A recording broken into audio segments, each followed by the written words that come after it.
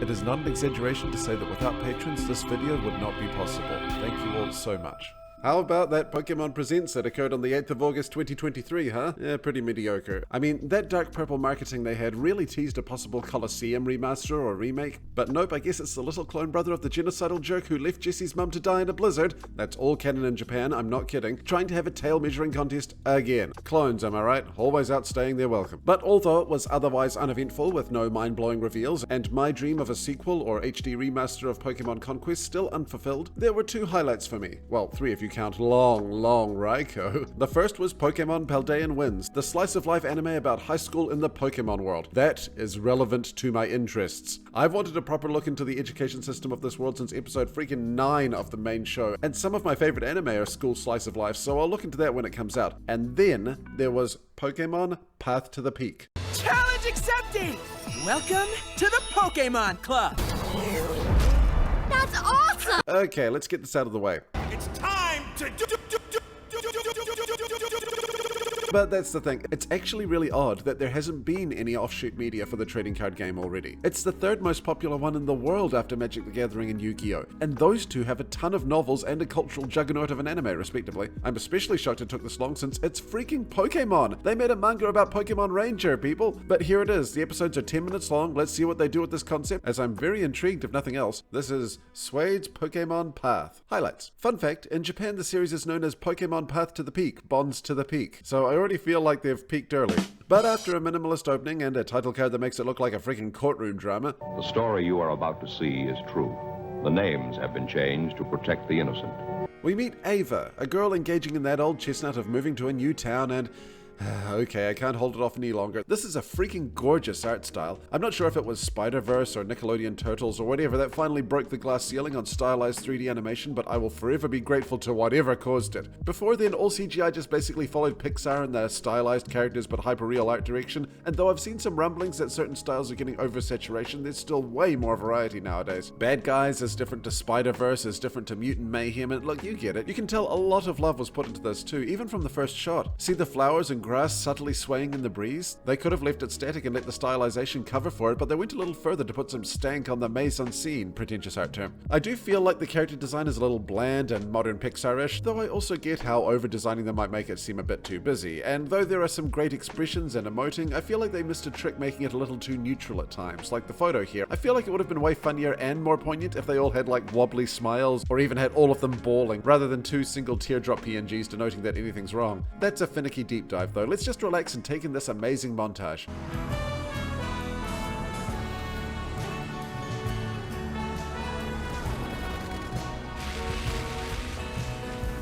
I want a Pokemon road trip lo-fi hip-hop playlist set to this loop, I swear. Also, as well as being painfully pretty, I like how the progression reflects Ava's mindset as well. Open, free, colourful, slowly transitioning to cramped, rigid, and desaturated. It even goes through the colour spectrum from blue to green and yellow to orange and red to purple back to blue. It's a nice touch. Wait, is that Molly McGee's house? Okay, not quite, but the plot setup, the character look, and even color palette is strikingly similar. I'm half expecting a Ghastly to appear and show her the ropes of the game, although that would be somewhat similar to another famous tabletop show. There's a ghost type living with me!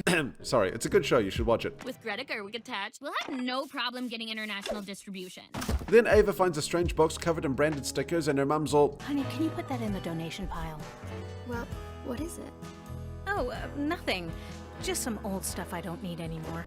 Excuse me? You have a box full of Pokemon cards and you've never shown it to your kid? Like, even if it's a memento from your childhood, the fact that you still have it means it has sentimental value. Until now, apparently. And you kept it from your tween? I showed my kid Pokemon Red when he was 5. This is just a basket of contradictions any way you look at it. Like, if she wanted to donate it, why didn't she do it at the old town and save on packing space? If she never intended to show Ava, why is she asking her to donate it rather than asking her to hand it over? It is a kid's game for kids that grown-ups can play too. Don't get started with me comments. But why didn't she ever give it to her kid to play with like a kid? And if she doesn't want to be associated with it that much, why didn't she throw it out? The only justification I can think of for her action is pure uncut trauma. Mum, what's this box? Oh, crap. That? Oh, it's nothing. Just some old stuff I don't need anymore. Don't open it! Smooth, Mom. Real smooth. Why'd you keep it if you don't need it? I still had fun with it. I just keep it around as a memento, yeah. So if you had fun with it, why can't I have fun with it too? And why didn't you donate it at the old place? And why haven't I seen it around before? Look, your mother might have loved those things a little too much, and it might have led to 1 or 2 instances of unsanctioned gambling, and we might be moving due to some light felonies, and that might be your mother's just-in-case stash, okay? Wow, buddy, that's quite a wife you've Yeah, got there. a ghastly. Or maybe she just didn't want Ava to be disappointed if she couldn't take them to school. I know a lot of schools cracked down on it back in the day due to associations with the demon Pokemon scare, or simply because kids would get into fistfights over cards. But nah, I like my idea better. But yeah, after they get Chinese and the mum establishes further she's a little overworked and lost sight of her youthful passion that I'm sure won't set up a meaningful arc later, the dad from Turning Red gives his secret other daughter a pep talk about how it can be a fresh start. Smash cut to... Yes, it's club day at the school, which is interesting to me as it seems to be purely a US and Japan thing, as here in New Zealand we just had clubs advertised on the board, we didn't make a whole day of it. And as is Pokemon protagonist tradition, Ava needs to be chased by a swarm of angry creatures. Side note, what masochistic school has a tween beekeeping club? That's a hive of naught but legislation right there. That's not even including the archery club in the open with quote-unquote live ammunition. Who's the principal here, Willy Wonka? It gets even worse as she just happens to tick off literally the only clubs in the school. That's actually hilarious. Baking honey and archery are our main exports, loser. Back off. But wait, not quite. There's another club that operates under the heavy gaze of honey-baked hunting, and they meet at the room they call TM10, which I'm guessing is meant to be referring to Hidden Power, as that's what it was for 6 gens, and that is adorable, but it kind of falls apart when you realize that it's currently Ice Fang. Mind you, the Ice Fangs absolutely sounds like a club a tween would make up, but anyway, she's met by Joshua, who just drops the whole clandestine aspect in a matter of microseconds. Challenge accepted! And after displaying freaking pro-level shuffle techniques for a kid, seriously, is his dad a croupier or what? Ava runs home and grabs the deck as she apparently lives just down the road. Hi dad, cutting class, technically truancy, but gotta participate in capitalist FOMO, okay, bye! Oh, she's growing up. Yeah, hey, would you get out of here? Don't make me call the priest. Then we get the usual lowdown on how to play the game. I wonder how they get past how complicated it can sound at first. Start with a 60-card deck. Draw 7 cards. On the field, you have 1 active Pokemon and 6 prize cards, plus bench Pokemon. Attach energy and evolve. If you knock out their Pokemon, you claim a prize card. Once you have all 6 prize cards, or they have no Pokemon left on the field, you win! I mean, it's funny, and the autistic overdumper in me can't be mad, but that's actually a really solid synopsis of the basic rules. Like, he missed out how you need energy to activate moves, but that's literally all I'd add, with items and trainers explained in-game later. Ava's expression is wonderful too. Then it's standard curb stomping time, and I love the probably unintentional autistic coding on Joshua switching on a freaking dime from enthusiastic encouragement to merciless malice. Nice! Finished? Evolutionary Thunder, Evolve on Bench, Delta Charge, Scoop Up, Heads, Evolve Final Eevee, 3 Poke Power Knockouts, Attach, Swing for Game, and I win. Oh man, that was awesome. Now then, I must break you. I mean, he doesn't want to coddle her, right? This is the real world, Ava. What, you gonna cry about it? No, of course he isn't a bully about it, though it's funny he called out Ava for having retro cards when his Jolteon is 18 years old. I'm old. Also, to be fair, this is pretty much how high-level games go, at least from what I've seen in Pokemon TCG Live. I'm not a big player, though, so go to another channel for that kind of analysis. Crestfallen, Ava heads back to bury her shame, and I'm glad we have Ava showing some actual petty spite like a real kid would. Well, this is what I think of you. She's not some angelic cherub, which I appreciate. Then her dad's all, trading card trauma, huh? Ah, you're more like your mum every day. You burned the evidence, right? What? But it turns out her dad knows his stuff too. I'm predicting he met his spouse over a shared love of Pokemon, which would be really cheesy, but still, you know, relatable. So he's all, Now, here's the secret. playing for money. No, it's actually visualizing the game in progress, which causes Ava to vividly hallucinate a a plant-based spirit creature. Wonder where they got that idea from. Wow, Dad, I almost thought I saw Oddish. Thanks. No problem, Ava. Just have fun, okay? Thanks, Ghastly. It was nothing. Yeah, you can eat their dreams, but only tonight, got it? So she tries imagining the battle taking place in the digital world, I guess, and then... I never knew the power of grass until now. Holy heck, what a freaking rush. Jeez, Ava, you want to get us banned? Anyway, it's your turn. Dang right it is. I am the grass kicker. Then after an exchange that just hit me in the kidneys with the childlike wonder. Is that foil? That's awesome! I know, right? She gets put on the ropes again until...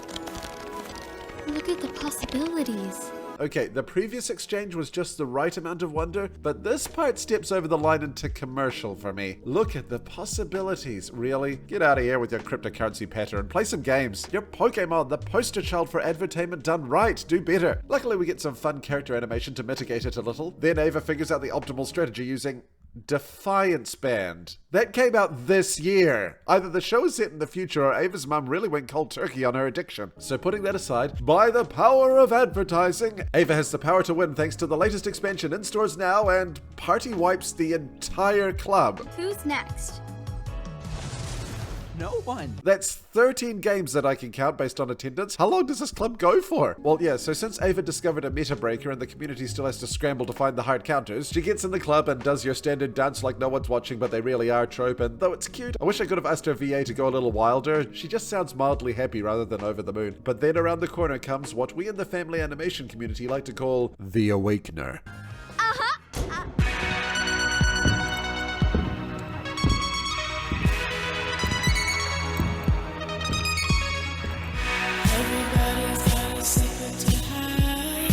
Seriously, that is some powerful awakening energy right there. I bet Cash Money several kids of all genders are wondering what they're feeling right now. So she's called Celestine, because of course she is, and she's all, think you can handle a real game, girly? I mean, I'm new, but I'm sure I could be stepped on. Step up! I'm sure I could step up! And with the battle cry of all sports anime everywhere, we let the theremin play us out. Regionals. Thoughts? It's gorgeous, it's charming, it's funny, and it's just so nakedly an advertisement. It's a tricky thing, reconciling the fact that a piece of media, no matter how good it is made for the sole purpose of selling you something. I mean, to an extent, all kids' media are selling toys, some more than others, but you get it. And if you go even bigger, all media anywhere is advertising the creators. They need to eat and get jobs after a project is released, so each one is like an ad for directors and teams. Maybe that could be mitigated if writers got residuals. Union strong, I know this will probably age, but I don't care. There's always a workforce getting screwed over in animation somewhere. But yeah, there's always that looming shadow of capital over most productions. However, there's still artistic merit in advertising where the needle tips into made purely for selling product. There's still many movies meant to grip you instantly and manipulate your emotions like any other work of fiction, and that can be good or bad, cynical and sincere in equal measure. The issue, I think, is in how deceptive it is. Look at the difference between, say, that Subway commercial that got torn apart on Twitter a couple of years ago and Long Long Man. Both are in the description, watch them before continuing if you want the full picture. One was upfront and honest about its product immediately, while also telling a compelling and hilarious narrative, while the other is a gorgeous and effective short film with the word Subway at the end. You feel cheated, like you were pulled out of the Truman Show, and wonder if any affecting narrative is even sincere anymore. I feel like this show, or at least this episode, straddles the exact midpoint of those two poles. It's sincere and fun while being upfront about what it's selling, but at times it feels like it's tapping into more of personal feelings like nostalgia and wonder to create a cynical bond in order to drain your wallet. But, plot twist, though I hate that Subway ad, the only reason I do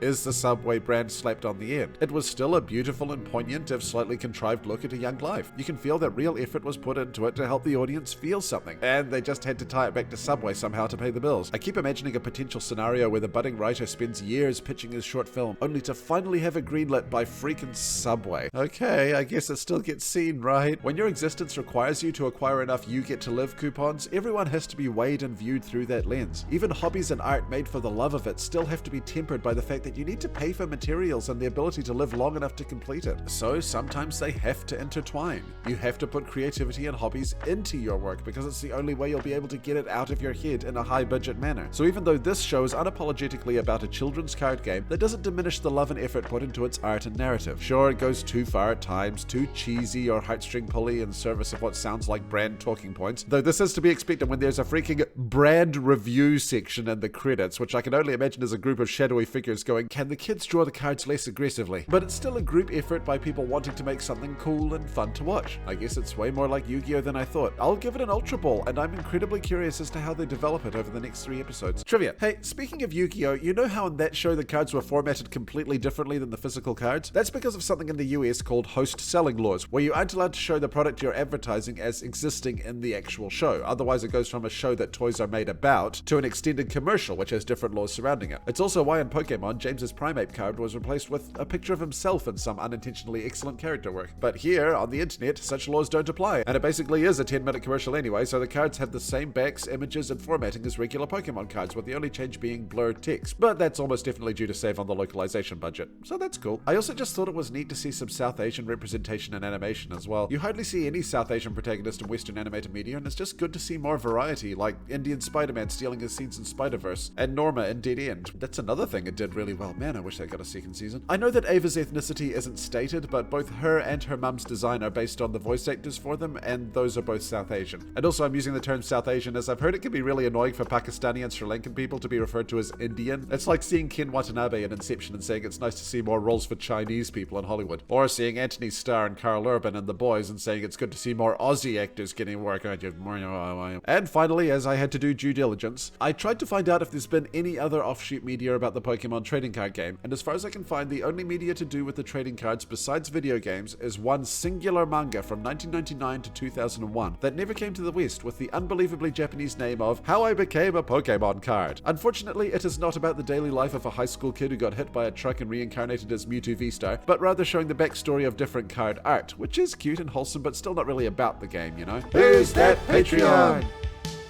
It's Xander or Dale.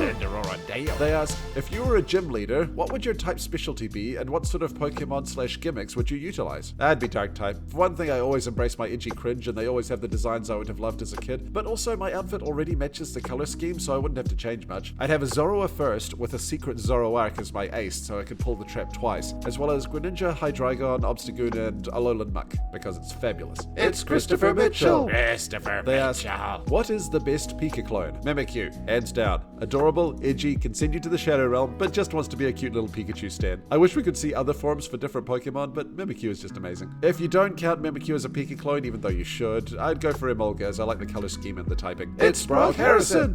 They ask, on a scale of 1 to 10, how funny are all your Pokemon Journey videos to you? I know many YouTubers can't stand to watch their own videos, and I completely get that. You work super hard on something and you want it out of your sight for a while, especially if it was tough. But for myself, I really do make what I would like to watch, and I find my own videos relaxing and interesting enough as a reminder of what I learned that I've even fallen down a rabbit hole binging my own videos at times. I don't think I've ever made myself double over laughing, but I'd still give my own videos a high 6, low 7. I write what I think is funny. Hopefully you guys will have a lot more videos to binge soon. Well, after all that, what more is there to say but regionals?